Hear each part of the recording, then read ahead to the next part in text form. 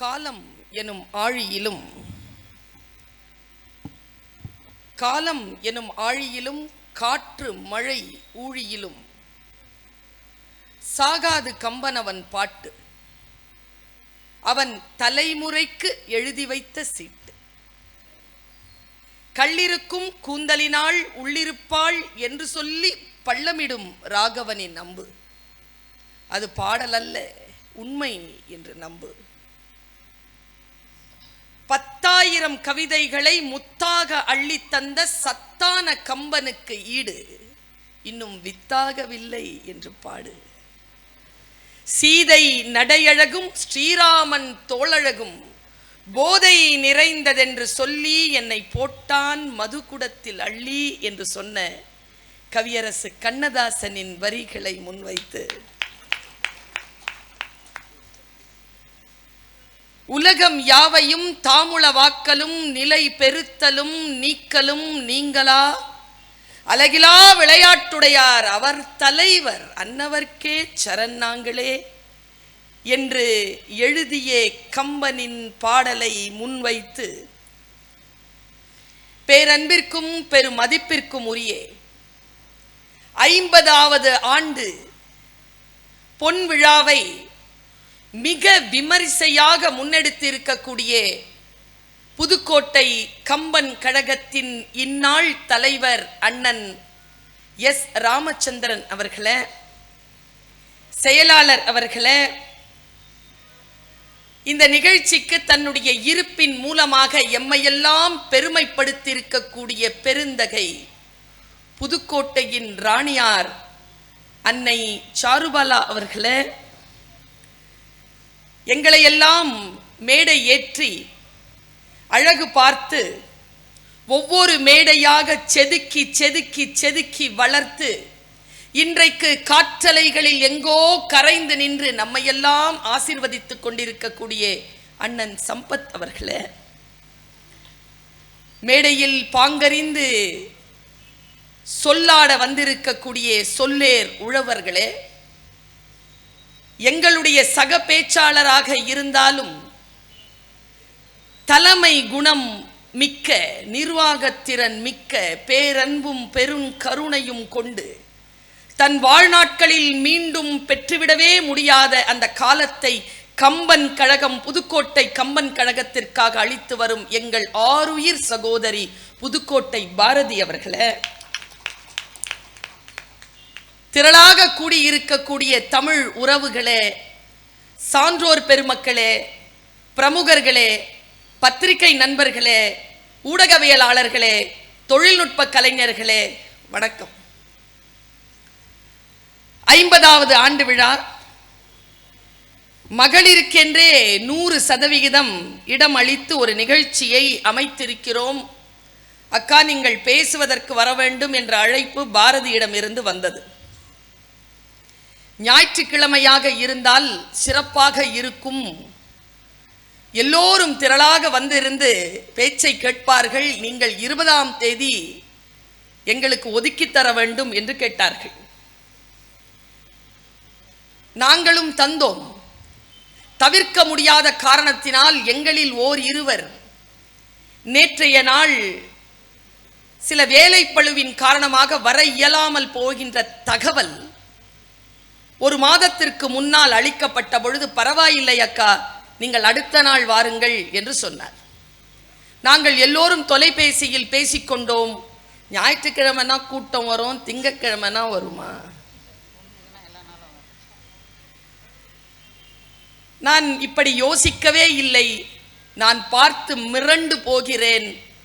ஆயிரக்கணக்கானவர்கள் கூடியிருக்கக்கூடிய இந்த சபையில் தமிழ் கேட்பதற்காகவும் கம்பனை ருசிப்பதற்காகவும் புதுக்கோட்டை எந்நாளும் காத்திருக்கிறது காதுகளில் இலை விரித்து என்பதனை அறிந்து நான் புலகாங்கிதம் அடைகிறேன். நீங்கள் இவ்வளவு நேரம் காத்திருந்து இந்த நிகழ்ச்சிக்காக உட்கார்ந்திருப்பது என்னை மிகவும் பெருமிதம் அடைய செய்திருக்கிறது. சாதாரணமாக நான் சென்னை கம்பன் கழகத்தை சார்ந்தவள். மேடைகளில் இன்றைக்கு பல்வேறு நாடுகளுக்கு சென்று பல்வேறு இடங்களுக்கு சென்று பேசக்கூடிய வாய்ப்பு கிடைத்தாலும் நான் சென்னை கம்பன் கழக வார்ப்பு. சென்னை கம்பன் கழகம் என்கின்ற ஒரு கழகம் இல்லை என்றால் என்னை போன்ற பல பேச்சாளர்கள் இன்றைக்கு தமிழ்நாட்டில் இல்லை. அந்த நன்றி அறிதலோடு நான் உங்களை சந்திக்கிறேன். எங்க கம்பன் கழகத்தில் 8:30 மணினா நிகழ்ச்சி முடிகிற நேரம்.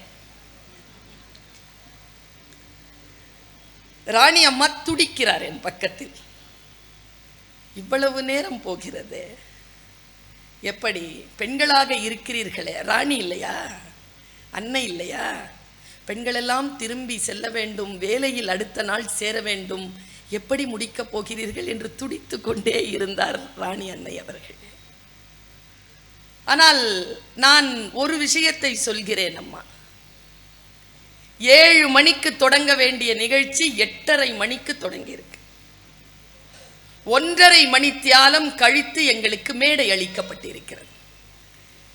உள்ளபடியே பார்த்தால் என் ஆழ் மனதிலே சங்கடத்தை கடந்து ஏதோ ஒரு சந்தோஷம் அலைமோதி கொண்டே இருந்தது.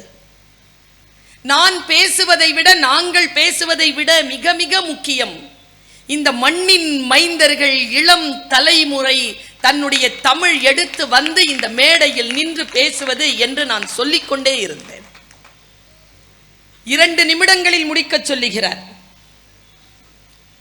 அங்கே தலைமையேற்றிருந்த அண்ணன் அவர்கள் 2 நிமிடங்களில் எப்படி கவிதை சொல்வது? ஹைக்கூ கவிதை வேண்டுமானாலும் சொல்லலாம். 2 நிமிடங்களில் கவிதை சொல் என்று சொல்லுவது எவ்வளவு வன்முறையானது. ஆனாலும் அவர்கள் சொல்லிவிட்டு போனார்கள். அவர்களை நான் வாழ்த்துகிறேன். அந்த தமிழ் கொண்டு கம்பனை புகழ் பாடிய இன்றைய இளைய தலைமுறையினரை நான் மனம் திறந்து வாழ்த்துகிறேன். வாருங்கள் இளைஞர்களே, கம்பனை பேசுங்கள், தமிழை பரப்புங்கள். எவ்வளவு நேரமானாலும் எவ்வளவு காலமானாலும் தமிழ்த்தாய் நமக்கு அதை அருள்வாள். மிக சிறப்பான 50 கவிஞர்களை வைத்து இந்த பொன் விழாவிலே ஒரு கவியரங்கத்தை நடத்தி முடித்து இருக்கிறீர்கள். இப்பொழுது நாங்கள் மேடை ஏறி இருக்கிறோம். 7 பேரும் பெண்கள். இதுல தலைப்பும் பெண்களுடைய தலைப்பு. என்ன ஒரு சிரமம்னா, நடுவரா இருக்கிறவங்க முன்னுரையிலேயே எல்லாத்தையும் போட்டு அடிச்சு முடிச்சிருவாங்க.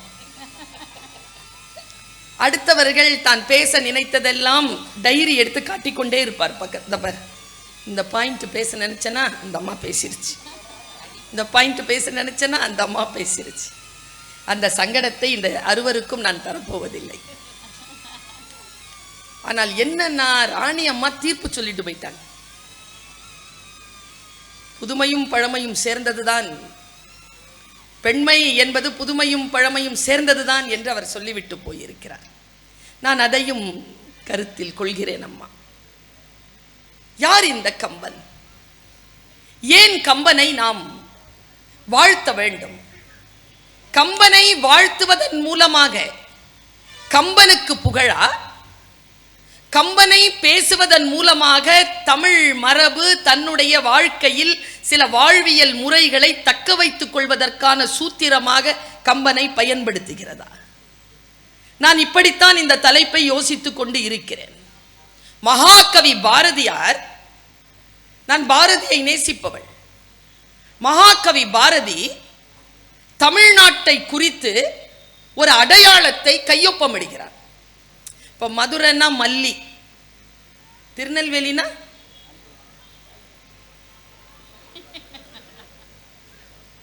ஏன் நாச்சியப்பர் கோயில்னு சொல்லுங்களேன். நெல்லை நாச்சியப்பர் கோயில்னு சொல்லலாம்ல. அல்வா. திருப்பதினா வெங்கடாஜலபதி இல்லை, லட்டு. எனக்கு ரொம்ப சந்தோஷப்படுறேன் நான் இன்னைக்கு பேசுறதுக்கு. நாங்கள் 7 பேரும் தமிழை வாரத்தில் முதல் நாளைக்கு எப்படி பேர் வச்சிருக்கான் பாருங்க, திங்கக்கிழமைன்னு. இது திங்கக்கிழமை. லட்டு, ஜாங்கிரி, பூந்தி, ஒவ்வொரு இடத்துக்கும் ஒவ்வொரு பெருமை. புதுக்கோட்டைக்கு என்ன பெருமை தெரியுமா? நான் உள்ள நுழையும் பொழுதே ஆச்சரியப்பட்டு போனேன். என்ன ஒரு அழகான கட்டமைவு, என்ன அழகான கட்டமைப்பு, கோட்டைகள், கட்டமைப்பு. இது புதுக்கோட்டை தான்.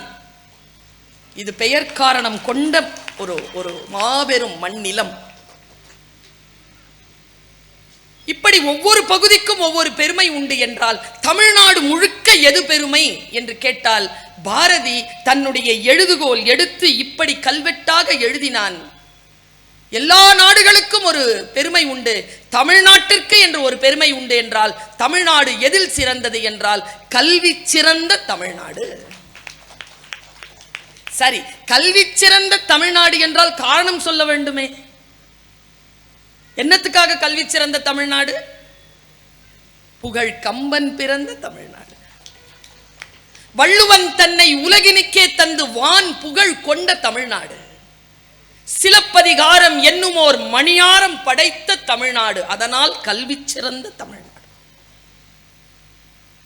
எனக்கு தெரிந்துங்க, எனக்கு ஒரு தமிழ் தவிர்த்து ஒரு 4 மொழி தெரியும். அந்த 4 மொழி பண்பாடு நாகரிகமும் தெரியும். அவங்க பேசுறவங்க மட்டும் இல்லை, அவங்க என்ன சாப்பிடுவாங்க, அவங்க உறவு முறை, வாழ்க்கை முறை என்னங்கிறது எல்லாம் தெரியும் எனக்கு. நான் சொல்லுகிறேன், நான் பார்த்த சமூகத்தில், யாம் அறிந்த மொழிகளில் தமிழ் மொழி போல், தமிழ் சமூகம் போல் உயர்வான பண்பாட்டை, நாகரிகத்தை இந்த உலகத்திற்கு சொல்லுகின்ற வேறு சமூகமோ வேறு மொழியோ கிடையாது. வேறு மொழி கிடையாது, வேறு சமூகம் கிடையாது. ஏன் நான் சமூகத்தையும் நிறுத்துகிறேன் தெரியுமா? பாரதி தமிழர் சாதிக்கு அழிவில்லை என்கிறார். தமிழர் சாதி அழியாதடா. ஏன்? கம்பன் என்றொரு மானுடன் வாழ்ந்ததும், தெய்வ வள்ளுவன் வான்மறை தந்ததும், இந்த காரணங்களால் தமிழர் சாதிக்கு அழிவில்லை என்று ஒரு பட்டியல் போடுகிறான் பாரதி. அதில் கம்பன் எனும் மானுடன் வாழ்ந்ததும் என்கிறார். ஒரு மனுஷன் வாழ்ந்தான்டா இந்த நாட்டில், கம்பங்கிற மனுஷன் வாழ்ந்தான். நான் வியந்து வியந்து பார்க்கிறேன் இந்த கருத்தை. ராமன் என்கின்ற ஒரு இறை பல கோடி மக்களுக்கு இறையாக, கடவுளாக இன்றைக்கும் திகழ்ந்து கொண்டிருக்கக்கூடிய ஒரு கருத்துருவை, ஒரு இறை தன்மையை தன்னுடைய பாட்டுடை தலைவனாக கொண்டு காவியம் எழுதப்பட்டிருக்கு. எனக்கு தெரிந்த இந்த அவையில் 95-99 விழுக்காடு ராமனை கடவுளாக நினைக்கக்கூடியவர்கள் தான் இருக்கிறோம். சரியா? ஆனால் இந்த மேடை ராமன் கழக மேடை இல்லை. இந்த மேடை கம்பன் கழக மேடை. படைப்பாளனுக்கான மேடை அல்ல. அந்த படைப்பாளனை குறித்து மானுடத்தை சரியாக்கிய ஒரு மனிதனுடைய மேடை என்பதற்காகத்தான் பாரதி சொன்னான், கம்பன் என்றொரு மானுடன் வாழ்ந்ததும். நான் இப்படி யோசிச்சு பார்க்கிறேன். இந்த கம்பராமாயணத்தை இந்த இளைய குழந்தைகள் கொஞ்சம் பேர் வந்து பேசினாங்க. கவிதை வாசிக்கின்ற பொழுது அந்த கவிதைகளில் அவர்கள் எந்த கருத்துருவை எடுத்து சொல்கிறார்கள் என்பதனை நான் மிக நிதானமாக கவனித்தேன். கம்பன் காவியங்களில் இருக்கக்கூடிய கதையை, காட்சிகளை, பாத்திரங்களை அவர்கள் தன்னுடைய கவிதைகளிலே கொண்டு வந்திருந்தார்கள். இந்த காப்பியம் நம்முடைய வாழ்க்கை முழுக்க விரவி கிடக்கக்கூடிய மிக அற்புதமான ஒரு வேலையை, ஒரு ரசவாதத்தை தொடர்ந்து ஏற்படுத்தி கொண்டே இருக்கிறது. நான் இப்படி சொல்றேங்க, இந்த அவையில் சொல்லாமல் வேறு எந்த அவையில் சொல்வது? கம்பராமாயணம் என்பது வெறும் கதை அல்ல. இதை முதல்ல இந்த 6 பேரும் புரிஞ்சுக்கணும். அது வெறும் கதை அல்ல. நான் பாண்டிச்சேரி கம்பன் விழாவில் 11வது படிக்கின்ற பொழுது பள்ளிக்கூட மாணவியாக போய் நான் கம்பன் கழகத்தில் உட்கார்ந்திருக்கிறேன். பேசுவதற்கு எனக்கு பொருள் தந்திருக்கிறார். கவிதை நனி சொட்ட சொட்ட பாடியவர் யார்? கவந்தன் என்று நான் பேசுகிறேன். 16 வயது எனக்கு. வீட்டிலே உருது பேசக்கூடியவள் நான். வீட்டில் இருக்கக்கூடிய எங்க அம்மா அப்பா யாருக்குமே சரளமா தமிழ் பேச வராது. எனக்கு தெரியல நான் ஏன் பேசுறேன்னு. பிரபஞ்சம் என்னை தேர்ந்தெடுத்து கொண்டிருக்கிறது. அது ஏதோ ஒன்றை போட்டு அப்படி தேர்ந்தெடுத்து உட்கார வச்சிருக்கேன். அப்படிதான் நான் நம்புகிறேன். ஏன்னா எந்த முகாந்திரமும் கிடையாது. வீட்டில் சரளமாக தமிழ் யாருமே பேசுவேன். இன்றைக்கு கூட என்னுடைய அம்மாவிடத்தில் நான் பேசுகிறேன்னா உருதுவில் தான் பேசுவேன். ஆனால் என் ரத்த நாளங்களில் ஓடிக்கொண்டிருக்கின்ற மொழி எது என்று நான் ஆழ ஆழ யோசித்து பார்த்தால் அது உருது இல்லை, அது ஹிந்தி இல்லை, அது அரபி இல்லை, அது தமிழ். தமிழ் தான் ஓடுது உள்ள. நான் உட்கார்ந்திருக்கிறேன். விஜயலட்சுமி அம்மா பேராசிரியர், புதுக்கோட்டைக்காரங்களுக்கு நல்லா தெரியும் அவங்களை. மதுரை காமராஜர் பல்கலைக்கழகத்தில் பேராசிரியராக நாட்டுப்புறவியல் துறைக்கு தலைவராக இருந்தார். அவங்களுடைய கணவனார் நவநீத கிருஷ்ணன். 2 பேருமே வந்து அன்னைக்கு மேடையில் நிகழ்த்துக்களை நிகழ்த்துகிறார்கள். கம்பன் மேடையில் பாண்டிச்சேரியில். நான் அங்கே ஓரமாக உட்கார்ந்துருக்கேன்.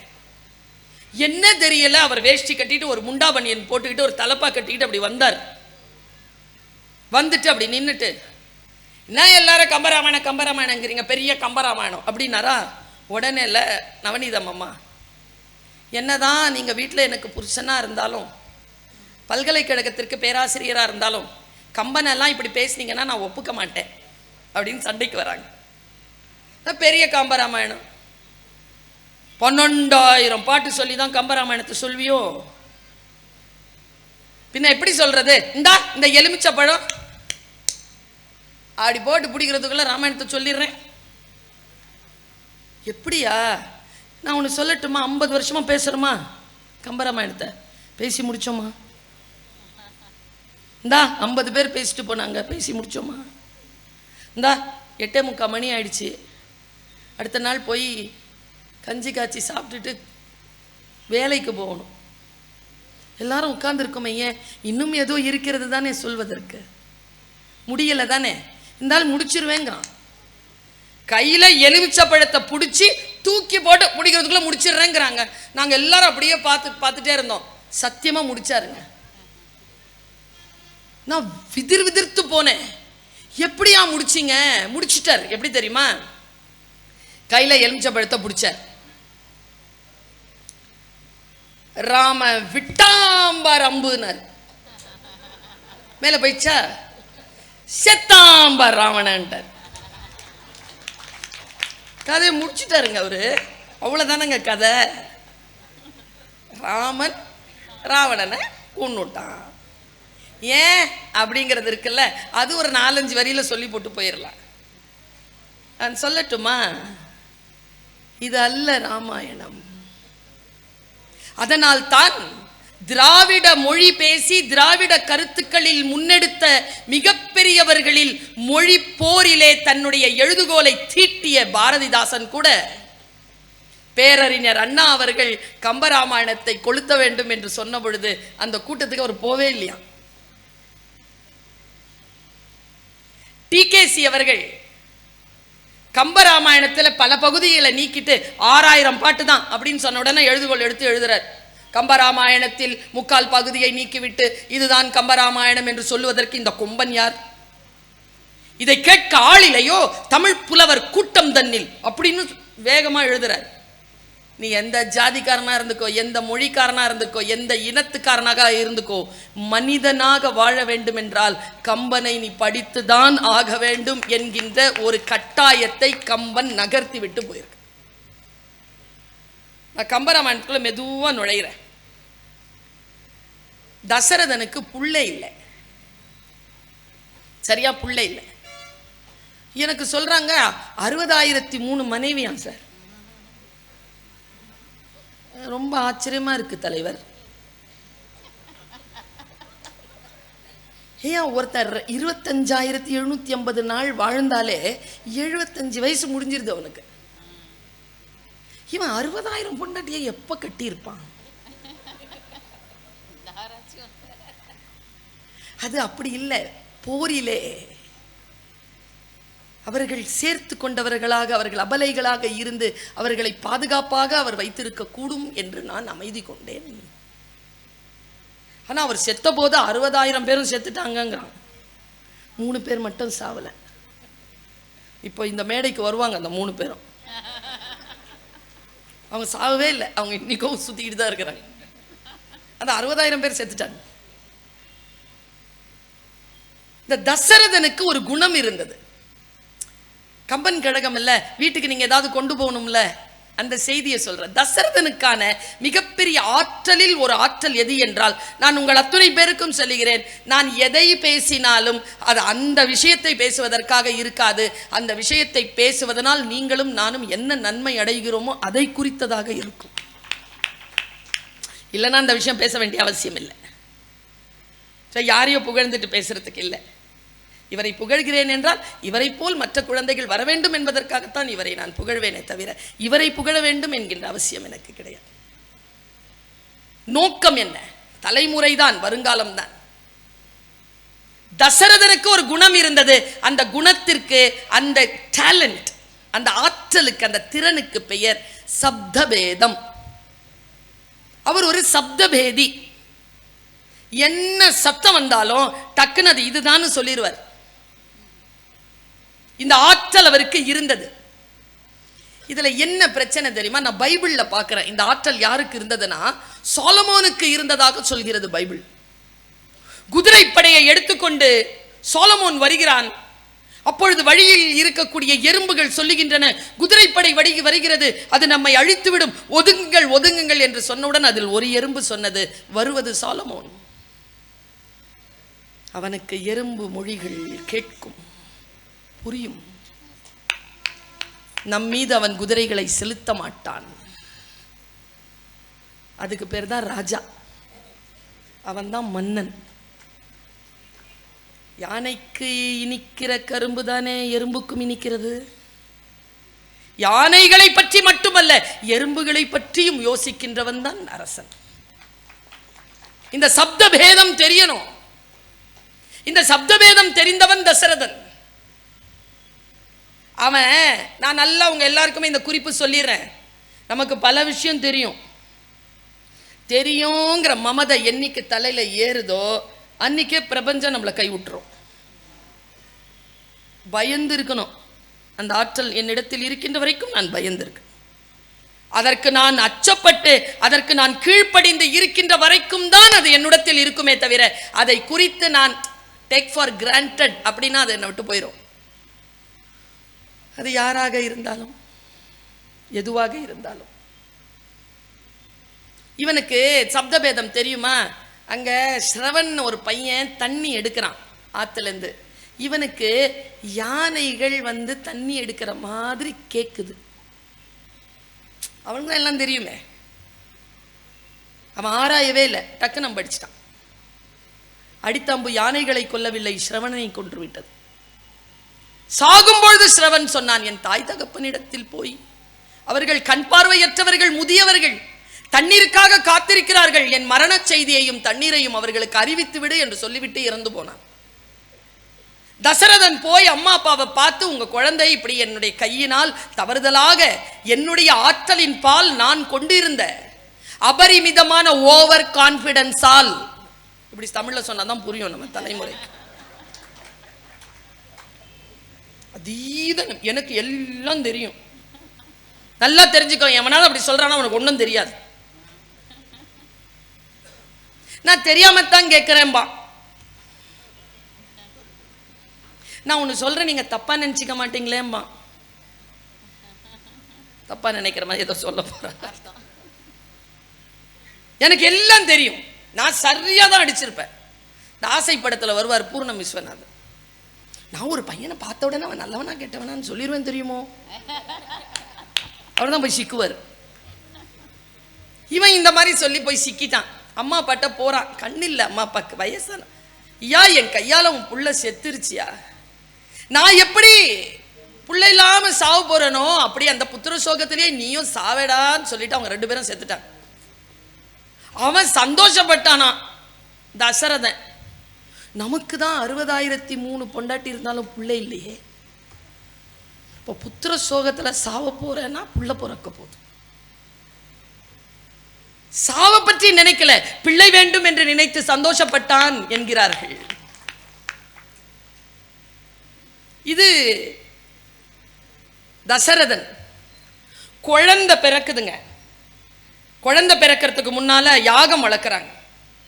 இதை காளிதாசன் சொல்கிறார், சாக்குந்தலை எழுதிய காளிதாசன். நான் சொல்றதெல்லாம் ராமாயண கதை. இந்த பக்கம் கைகேயி, கோசலை, சுமித்திரை எல்லாம் உட்கார்ந்துருக்காங்க. அவி உணவு கொடுக்கப்படுது. அவி உணவை எடுத்து அந்த குடிக்கிறாள் கோசலை. முழுக்க குடிக்க முடியல, பாதி இப்படி நிறுத்துறா. 2வது வாட்டி குடிக்க வேண்டாம் அப்படின்னு சொல்லிட்டு அதை சுமித்திரை கிட்ட கொடுக்குறான். ஏன்னா அவள் தான் அடுத்தவ. ஆக்சுவலாக கொடுக்குறா. அவள் குடிச்சிட்டான். இப்போ அவள் குடிச்சிட்டதை பார்த்துட்டு கைகேயிக்கு கொடுக்குறாங்க. கைகேயி குடிக்கிறா. அவளால் ஃபுல்லாக குடிக்க முடியல, மிச்சம் இருக்கு. அதை மறுபடியும் பாதி தானே குடிச்சிருக்குது இந்த சுமித்திரை, அவளுக்கு கொடுத்துட்டாங்களாம். காளிதாசன் எழுதுகிறான், கோசலையிலிருந்து மிச்சத்தை எடுத்து உண்டதனால் அந்த மிச்ச உணவு லக்ஷ்மணனாக வயிற்றில் கரு கொண்டது. கைகேயி குடித்த மிச்சம் இவள் குடித்ததனால் அது சத்ருக்னனாக கரு கொண்டது. அதனால் இவள் உண்ட உணவின் மிச்சத்தினான லக்ஷ்மணன் ராமனுக்கும், கைகேயி உண்ட மிச்சத்தினால் பிறந்த சத்ருக்னன் பரதனுக்கும் என்று ஒப்படைத்தாள் என்று காளிதாசன் எழுதுகிறார். ராமாயணம் இருக்குதுங்க, காலம் காலமாக நம்முடைய காதுகளில் சொல்லப்பட்டு வருகின்ற ஒரு மிகப்பெரிய சூத்திரம். இதை சொல்லிட்டு நான் மன்றத்தை ஆரம்பிக்கிறேன். உங்க தலைப்பு நான் பேசலப்பா.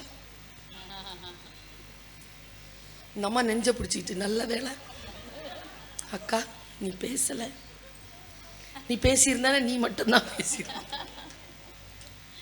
உங்க எல்லாருக்கும் சொல்ற, கம்பன் சித்திரம் அல்ல, கம்பன் சூத்திரம். சூத்திரம்னா சமஸ்கிருதத்தில் என்ன தெரியுமா? மந்திரம்னு பேரு. கம்பனின் ஒவ்வொரு சொல்லும் சூத்திரம். நீங்க அப்படிலாம் படிக்க கூடாது, நிறுத்தி நிதானமா வாசிக்கணும். நீங்க வாழ்க்கையில தேடிட்டு இருக்கக்கூடிய ஏதோ ஒரு சிக்கலுக்கான தீர்வு ஒரு சொல்லுல கம்பன் கொடுத்துருப்பான். மூமு இஸ்மாயில் இருக்கார்ல, இருந்தாரே ஜட்ஜு, அவரே ஒரு தீர்ப்பை தர வேண்டும். இதற்கு என்ன தருவது என்று தெரியவில்லை என்றால் நான் கம்பராமாயணத்தை கையில் எடுத்து வைத்துக் கொள்வேன், அதை வாசிப்பேன், எனக்கு என்ன தீர்ப்பு தர வேண்டும் என்று கம்பன் எனக்கு சொல்வான்னு சொல்றாருங்க. எழுதுறார், அவர் பதிவு செய்கிறார். கம்பன் சூத்திரம். சூத்திரம்னா என்னன்னு சொல்ற, முதல்ல சொல்லிட்டு நான் இவங்களை விடுறேன். சூத்திரம்னா என்னன்னா வெறும் கயிறுங்க, வெறும் கயிறு. கையில சும்மா தரையில கிடந்தா கயிறுங்க, எடுத்து கருத்தேற்றி கட்டுனீங்கன்னா கங்கணம். கருத்து ஏற்றி கட்டினால் தாலி. கருத்து ஏற்றி கட்டணுங்க. சொல் இருக்குல்ல, வெறும் சொல். கருத்து ஏற்றினால் மந்திரம். வெறும் பயணம், கருத்து ஏற்றினால் புனித பயணம். வெறும் சோறு, கருத்து ஏற்றினால் பிரசாதம். வெறும் கூட்டம், கருத்து ஏற்றினால் சத்சங்கம். வெறும் கட்டடம், கருத்து ஏற்றினால் கோவில். வெறும் சிலை, கருத்து ஏற்றினால் கடவுள். அந்த கருத்துக்கு பேர் தான் சூத்திரம். கம்பன் எழுதியது சூத்திரம். என்ன பெரிய இதுவா, இது பெரிய கம்ப சூத்திரமா, எங்களுக்கு தெரியாதா அப்படி சொல்றவங்களை கேட்டிருப்பீங்க. கம்பன் 10,000 பாடல்களில் எங்கோ ஒரு பூட்டு வைத்திருப்பான், அதற்கான சாவியை எங்கேயோ வச்சிருப்பான். ரெண்டுத்தையும் தேடி கண்டுபிடிச்சிங்கன்னா சூத்திரத்தை கையில் பிடித்துக் கொள்ளலாம். அதை தேடி தேடித்தான் அலையுது மேடை. வாலியை கொன்றது சரியா தப்பா 50 வருஷமா பேசுறோம், இன்னும் முடிவு தெரியல. ஒரு கட்சி ராமனுக்கு பேசுது, ஒரு கட்சி நடுவர் ராணி அம்மா மாதிரி இதுவும் வேணும் அதுவும் வேணுங்குது. எது வேணும்? இந்த சூத்திரத்தை கையில் பிடித்துக் கொள்ளுங்கள். கம்பன் எழுதிய இந்த பெண்கள், பழமை என்பது கெட்ட வார்த்தை அல்ல, புதுமை என்பது ரொம்ப நல்ல வார்த்தையும் இல்லை. பழமை கெட்டது, புதுசுதான் நல்லது. இந்த தலைமுறையை பார்த்து நான் ரொம்ப வேதனைப்படுறேன். நாம தான் பெரியவங்க பேச்சை கேட்ட கடைசி பரம்பரை. சின்ன பிள்ளைங்க பேச்சை கேட்க ஆரம்பிக்கிற முதல் பரம்பரை. இவங்களுக்கு பழமை நான் என்னன்னு சொல்ல வேண்டாமா? அவங்க எல்லாருக்கும் இந்த ஒரு வார்த்தையை சொல்லிட்டு என் தொடக்க உரையை நிறைவு செய்கிறேன். நம் குழந்தைகள் நம் பேச்சை கேட்பதே இல்லை. இல்லை இல்லை என் பிள்ளை என் பேச்சை தான் கேட்குதுன்னு தைரியமா யாராவது இங்க கை உயர்த்த முடியுமா?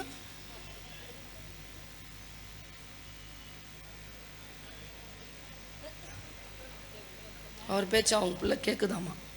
புதுக்கோட்டையில் ஒரு ஆளை கண்டுபிடிச்சிருக்கேன்.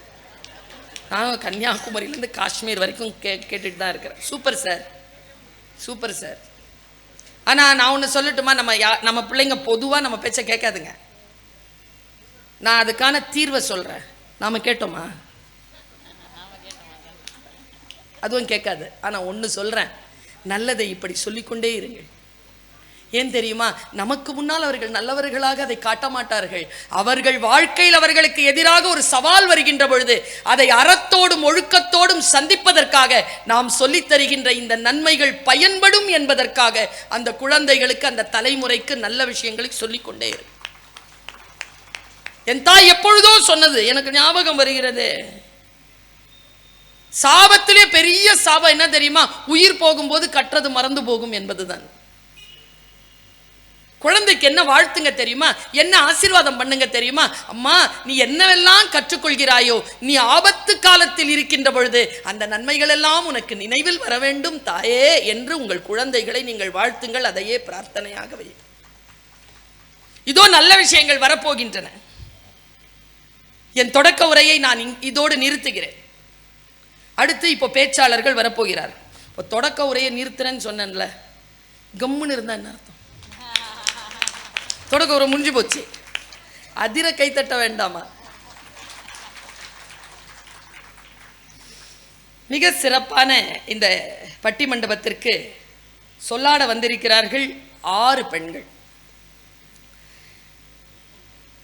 கம்பன் காட்டும் பெண்கள், பழமையின் வார்ப்புகளே என்று பேசுவதற்காக திருமதி தனமணி வெங்கட் கோயம்புத்தூர்ல இருந்து வந்திருக்காங்க. அங்கே கல்பாக்கம் பகுதியை சார்ந்த கவிஞர் ரேவதி அவர்கள் வந்திருக்காங்க. லால்குடியை சார்ந்த திருமதி ஜோதி ரவி அவர்கள் வந்திருக்கிறார்கள். இந்த பக்கம் திருவண்ணாமலையிலிருந்து முனைவர் எழிலரசி, நாகப்பட்டினத்திலிருந்து திருமதி வேம்பு பாலா, நாகூரிலிருந்து திருமதி வருணனி, சென்னையிலிருந்து பர்வீன் சுல்தான். இப்போ பட்டிமண்டபம் தொடங்குது. எக்ஸ்பிரஸ் சின்ன ஸ்டேஷன்லலாம் நிற்காது, ஒவ்வொன்றும் முக்கியமான ஸ்டேஷனில் தான் நிற்கும். இந்த 6 பேரையும் தமிழ் உறவுகளே, ஒவ்வொருத்தரும் ஒவ்வொரு பகுதியிலிருந்து வந்திருக்கிறோம். சும்மா இல்லை பெண் புலம்பெயர்ந்து வருவது. ஒரு ஆண்னா ட்ராவல் பண்ணி வந்துடலாம். பெண்கள் பல 100 கிலோமீட்டர் பயணம் செய்து இங்கு உங்களை சந்திப்பதற்காக வந்திருக்கிறார். இந்த பெண்களை மேடையில் இவர்கள் கண்ணியமாக இந்த பேச்சை பேசுகின்ற இந்த 6 பெண்களையும் என்னையும் சேர்த்து உங்களிடம் ஒப்படைக்கிறேன். இந்த 6 பேருக்கும் ஒரே குறிப்பு, ரொம்ப கஷ்டப்பட்டு சேர்த்திருக்கோம் கூட்டத்தை, அனுப்பிடாதீங்க, கடைசி வரைக்கும் பிடிச்சி வைங்க. உங்கள் பேச்சு, உங்கள் ஞானம் அவர்களுக்கு வழிகாட்ட வேண்டும். கம்பன் அதற்கு துணை நிற்பான், இறையருள் சூழும். கம்பன் காட்டும் பெண்கள் பழமையின் வார்ப்புகளே என்று பேசுவதற்கு கோவையை சார்ந்த திருமதி தனமணி வெங்கட் அவர்களை அழைக்கிறேன். 10 நிமிடம் உங்களுக்கு. கொண்டல் வண்ணனை, தாமரை கண்ணனை, காப்பிய நாயகனை வணங்கி, புதுக்கோட்டை கம்பன் கழகத்தின் தலைவர், ராணியார், நடுவர் உள்ளிட்ட அனைத்து சான்றோர் பெருமக்களுக்கும் எனது பணிவான வணக்கத்தை தெரிவித்து, கம்பன் காட்டும் பெண் பாத்திரங்கள் பழமையின் வார்ப்புகளே என்ற